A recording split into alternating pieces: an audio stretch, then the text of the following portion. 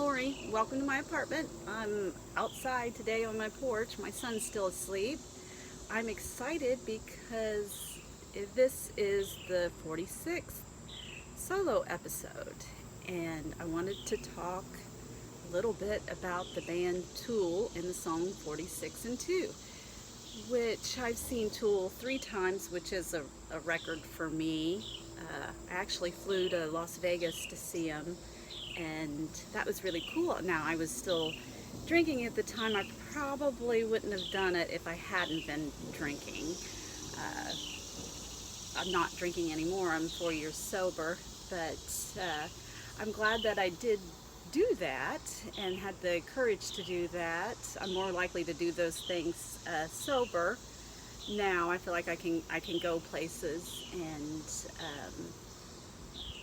do fun things like that. But the song 46 and 2, that's, my shadow.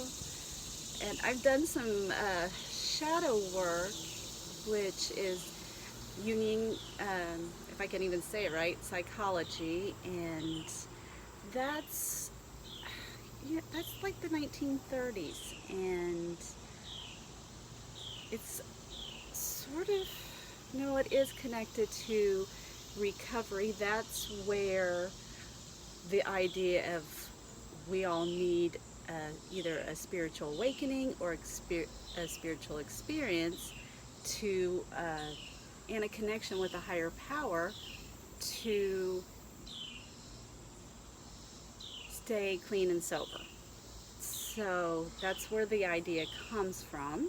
Now there's other parts in recovery, but so that made me more interested. It's like everything's kind of connected. Like Tool's my favorite band, and here's recovery with this. Dr. Jung is in the book, in the recovery book, and then we have a lot of talk on the internet about a collective conscious or consciousness, or even. But a lot of his work was with the making the unconscious conscious, and that's through dream interpretation, which I've heard, shadow work. Some of it is looking at your part and how you see the world and healing and all that, but real shadow work is doing that through dreams and with a psychologist. Now, I didn't do that, so I didn't do real shadow work.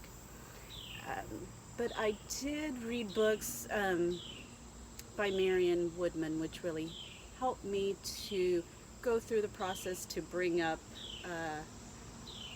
what I feel is like blocked memories, or like where your root is, where this took place. And there's other ways to do it. It doesn't have to be shadow work. But like with 46 and 2, it's all about human evolution.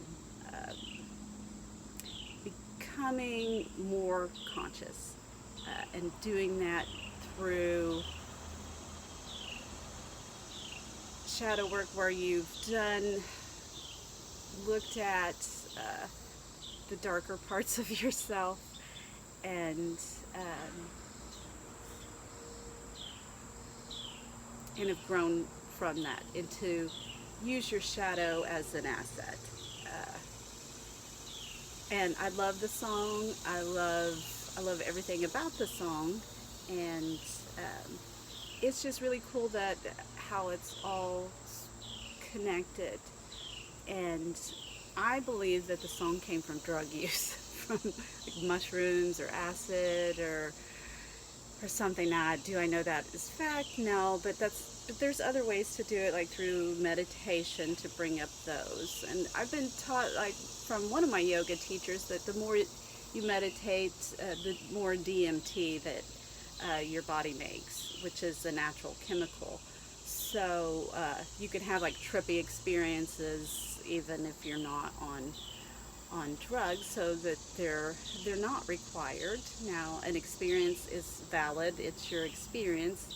Now, is everybody, that's not what we call complete reality. But if it's done through dreams, and it's basically the psychology, it gets to the psychology of God, and um, and basically like mother and father complexes, and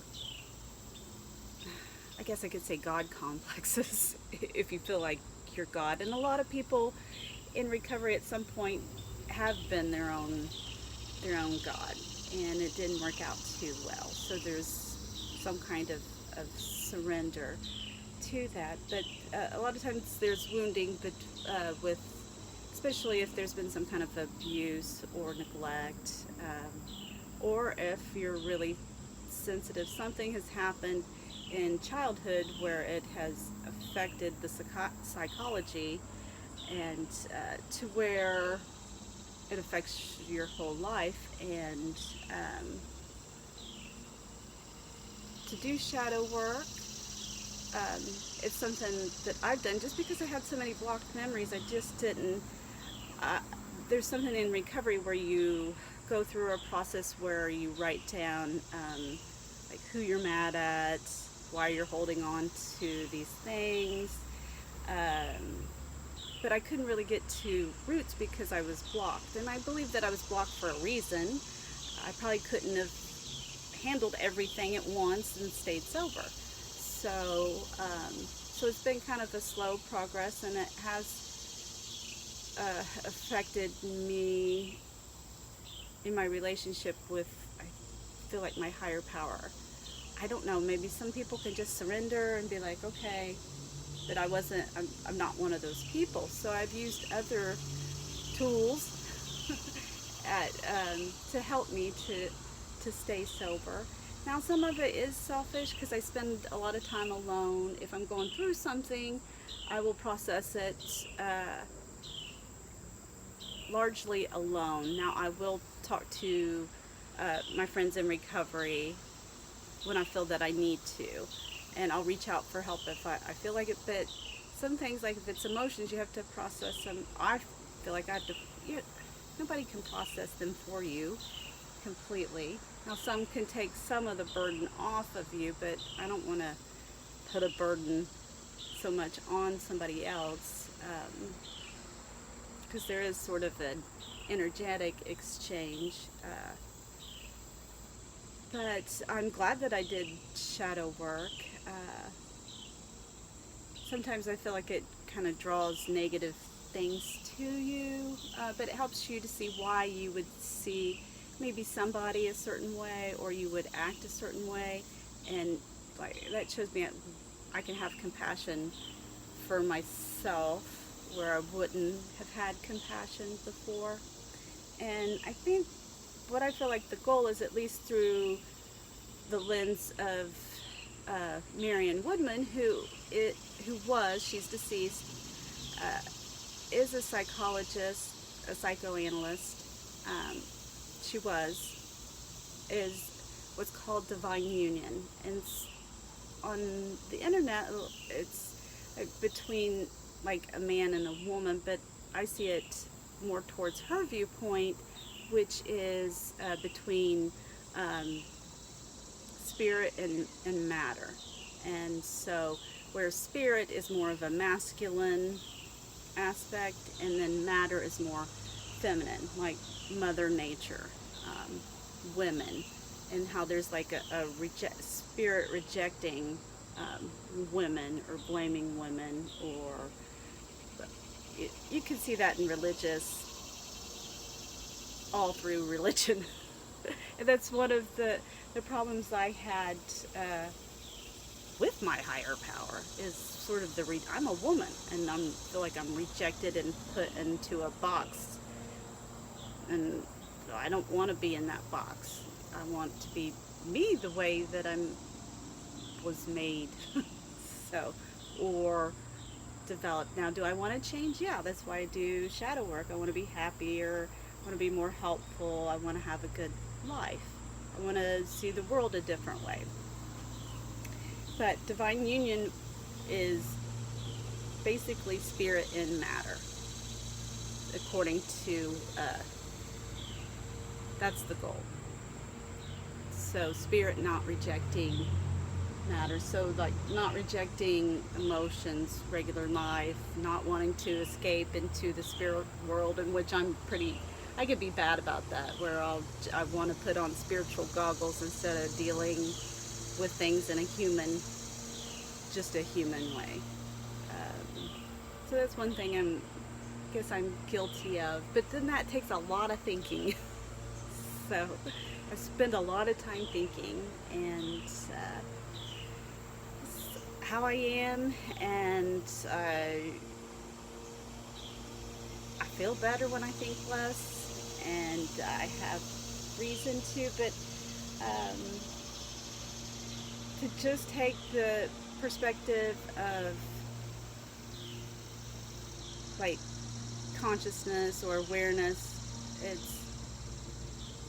it can be like there's a distance. It's like a rejection. Like you're there, but you're not really there in it. Which there's peace in that. Somebody just started mowing, so I'm probably gonna end this soon. But it lacks the humanness, because our emotions are what makes us human, and makes us warm and squishy. All right, that's all I got. Love you guys. Bye.